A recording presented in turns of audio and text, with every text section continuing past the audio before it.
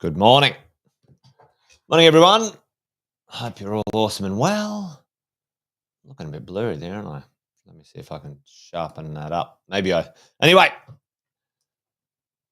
good to see you. Welcome to another Wealth Coffee Chat, folks, on a fabulous Friday, whatever it is. Hey, big shout out and good morning to Aaron. Good to see you, mate. Jeff, all the way from the Smillian Island today. Where is that, Jeff? All right, there's a pop quiz. There's a pop geography quiz, folks. Where is Smillian Island? Where is Smillian Island? That's what I'd like to know. Jeff, you're a bit of a travelling Wilbury, aren't you? Mate, you get out and about. Good to see, mate. Thanks for joining again today. Alison, good morning. David, Alexis. Few of the regular crew. Great to have you here. Andrew, David. Thanks for joining this morning, folks. While we're sort of warming up, I'll do the quick intros as we normally do. Most of you know this, but Jason, my name. If you didn't already know, welcome to Friday Wealth Coffee Chat. Been doing this for a while with mad, crazy, interested property investors just like you. And each morning we get together, we have a coffee, have a bit of a chat about the idea of going the distance when it comes to property investing. Couple of sayings around here. This thing's a marathon, not a sprint. Takes time to build wealth with real estate. And I've got some simple rules. Buy something that you like, that you're happy to keep forever, and just keep it. That's what probably is the main theme of today's chat, actually. But before I give that all away, I don't want to get too ahead of myself. There you go. Jeff near the Philippines. Awesome. There you go. All right, Adrian, good morning to you. Shelley, thanks for joining. Haven't seen you for a while. Hope you're well, babe. Hope everyone's got a coffee or two this morning. Anyway, let's get into it. Let's talk about this. Let's talk about something that I think most people don't get. And to be honest, I didn't get it for a long time either. Let's be frank. Many of us don't understand really what it takes to become wealthy, truly wealthy, for the average person. And I'm calling myself average. I'm calling for most people on the planet, other than the Mark Zuckerbergs of the world, where they might have the right idea at the right time. Doesn't mean he didn't have talent or whatever, but it just came to fruition. For most of us, if we want to create wealth, there's one thing that I see again and again and again and again and again. People misunderstand when it comes to creating wealth. And I want to talk to you guys about that this morning. And one of a person who's probably one of the most successful property investors Australia has ever seen. We'll talk about him in a minute. But tell me, what do you guys think this here represents? Tell me in the chat so we can get a bit interactive today. What's this? What is this meant to represent? And think about what we're probably going to talk and chat about today when it comes to the number one thing most people misunderstand when it comes to creating wealth is this. What is it? Tell me what it is. Anyone have a guess? Have a guess anyway. Anybody? Bueller? Anyone? Is that, you know what I'm talking about there? Anyway, maybe that's just something like a working life for sure. But more importantly, Jeff, an actual life, right? This is 80 squares right there. There's 80 squares right there on the screen, ladies and gents. It could be building blocks or steps, but let's have a look at this. That's 80 squares. The average Australian male at the moment lives 81.3 years. 81.3 years. There you go. We don't want to be average, but there you go. And the ladies, you live a little bit longer. 85.4. There you go. 85.4. Check this out. Okay. And, the third highest in the world. Now, let's talk about this. Let's talk about what we're looking at right here. Right here, we're looking about the average life expectancy of you, me, in Australia. So let's have a look at this in how life rolls, okay? What is the first 10 years, right? The first 10 years of your life, what's a big achievement? Learning to wipe your own bum, right? Okay? First 10 years of your life, you don't produce anything.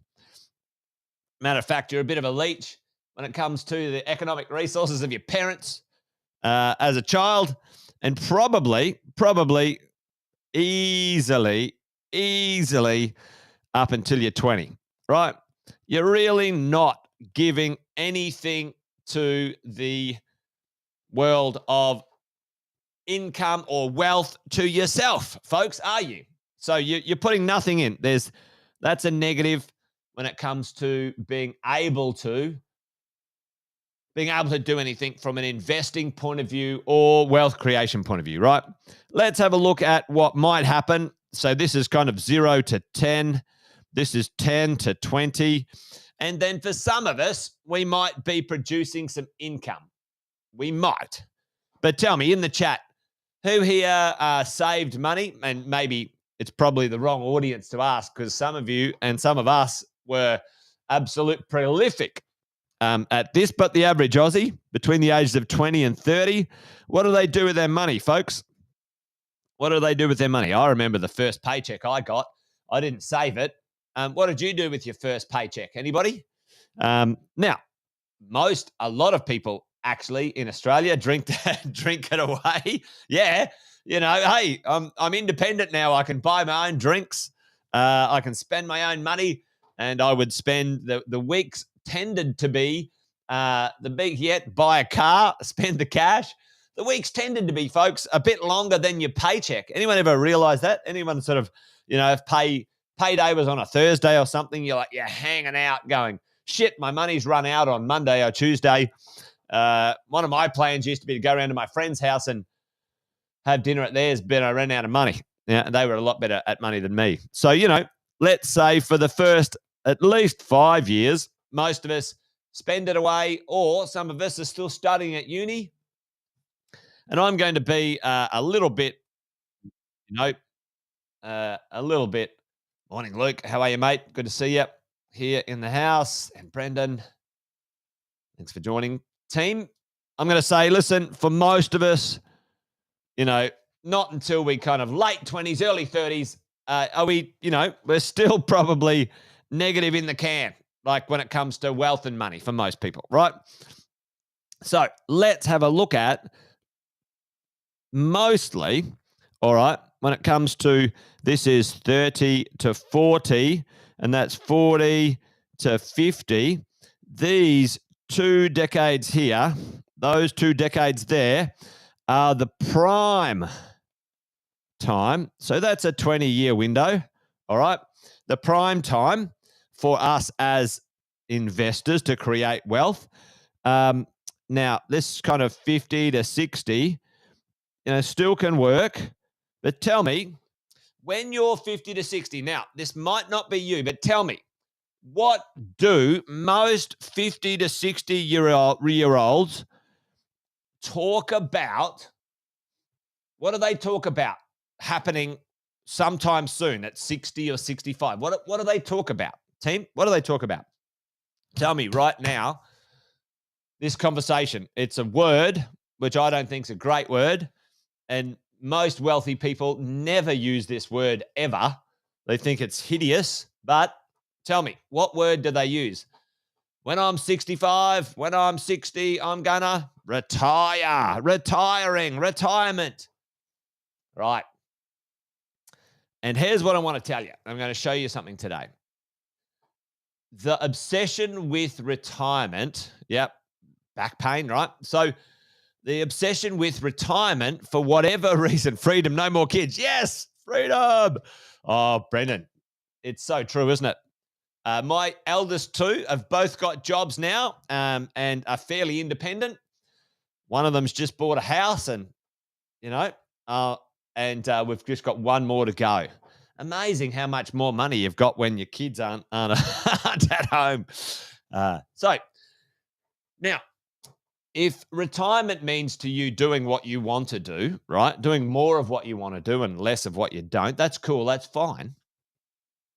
But what happens, tell me, what happens to, and so this is kind of, okay, here's the drill. I'm going to put it here and we'll talk about this, right? So this kind of here, retire. And for most people, and for you sitting on the call today, I'm sure, well, you wouldn't be here if this was going to be different for you. But what happens for most people when they retire? What do they do with their wealth, team? When this last 20, even to 30 years, because many of us are going to live to we're 90 or 100, what do they do with their wealth in this section, in this last section here? Tell me right now, does their wealth go up, the average Aussie, or does their wealth go down? What do they do, folks? Tell me in the chat. This retirement, what happens is this. Let's say that this is the acquisition consolidation lifestyle, and these are these sections, right? This is 20 to 30. This is 30 to 50, and this is kind of 50 to 70 or something like that, right? That's right, Luke. Completely 100% right. What happens is they get a small amount of wealth. It travels along, and that is what happens to their wealth.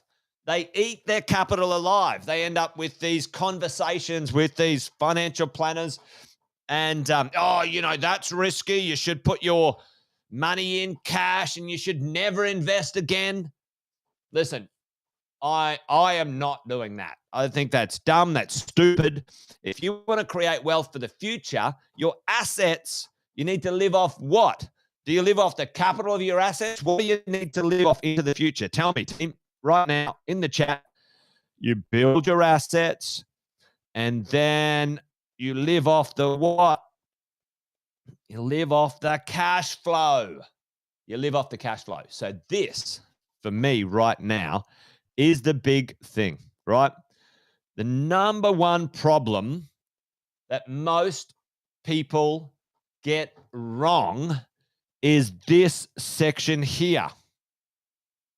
They think, and I would expect all of you listening in, this is not you, you will acquire the relevant assets to live off a great passive income that will continue to make you wealthy into the future. And let me talk about someone that I model a lot of what I do on. Tell me in the chat, a few of you guys know this. I've talked about him many times. Who is the most successful property investor in Australia? Most successful property investor in Australia, hands down, by a gazillion miles. Put that in the chat for me. Put it in the chat. Put that in the chat. Who is this most successful person? This investor owns over 4,000. That is right, 4,000. Mr. Mervac, you got it. Jeff, Harry. What would Harry do, folks? Well, what would Harry do? Right? Fearless Harry. What would Harry do? Well, Harry is 90 years old, folks, and still investing like a champion. That old Meriton dude. That's awesome. He's 90 and still investing like a champion, right? That's what he's doing. And what is he worth? How much is Harry worth? Check out this. Oh, actually, check out this. Actually, I'm going to show you. Let's have a look at how much Harry's worth. That was an old article. Now check this out. Check this out right now. Old Harry, our good old mate Harry, $23 billion. Billion dollars. When did Harry start investing, right? Let's have a look. It was here before. Harry invested in, there you go, look at this. 1963. He started investing and built a block of 8 units in Tempe in Sydney on a street. Guess what the street was called? Meriton Street. Creative, right? Mate, it's unbelievable. How long has he been at it, folks? Do the math for me right now. 1963. What's the number? What? How long? How many years has been Harry? If you want to get wealthy, this is what you do. How many years has Harry been at it, folks? It's 2023, 1963. Tell me in the chat, what's his number? What's his number? How long has Harry been going for it? That old Meriton dude, Fearless Harry. I love that. There we go. That old Meriton dude. 60 years. Come on. 60 years, folks. 60. Do you reckon he was worth $25 billion in the first 5 years? How do you reckon 60 years? Now, let's go back and have a look at this. Let's go and have a look at this. Here's what I'm telling you, right? What would Harry do? Harry has a 60-year plan, right? And he's 90 years old going, you know what? I might think about, he's thinking about right now, the article here. Where was the article? There you go. Only at 90 is Harry thinking, maybe I'll think about who's going to take over from me, right? This is what I'm saying. So my point, folks, is that time, the thing that I see people get wrong is this section here, right? This. Imagine this, right? Tell me right now. Imagine you at 60 saying, imagine you at 60, instead of saying, I'm going to retire. Now, I'm just saying this out loud. I'm not saying that this is what you should do. I was just saying, if you want to be wealthy or way more wealthy than most people, at 60, what did Harry say? At 60, he goes, hey, at 60, I'm going here and I'm going to crush it for 30 more years. Right? That's who's getting what I'm laying down here, right? Who's getting the idea that this conversation is pretty important to understand? Because I can tell you right now, when we do things like this, and I'll finish on this because you guys have seen this before, right? You guys have seen, this wealth calculator. All right, I've chucked a few numbers in here. Let's do this. Check out the number. All right. So we go 15 years to the goal. And yes, I think you got to bite off chunks as you go. I think you got to bite off chunks as you go. But listen, if you buy a few properties and let them run for a while, you're going to make some dough. I think you'll do well. And we've talked about this. But let's just change the time frame. This is only, folks, check this out, your principal place of residence and 5 good properties. 5 good properties, right? As we go. And I'll change these back to, 800 a week because I put in there, those were Airbnb acceleration, okay? Airbnb acceleration. All right, so let's look at this. Let's look at the market value and the mortgage balance up here. So 15 years. Okay, well, let's change that to 20 years. All right, let's have a look at the top here of look at that. Look, okay, our mortgage is low, our market value is high. How long has Harry been investing? Let's have a look at that number. 60 years. Right. So right now you're thinking, all right, in 60 years, what's it going to look like? Right. Let's put that in there. Let's put that in the chat. I'm not in the chat, but anyway, in the calculator. 60 years.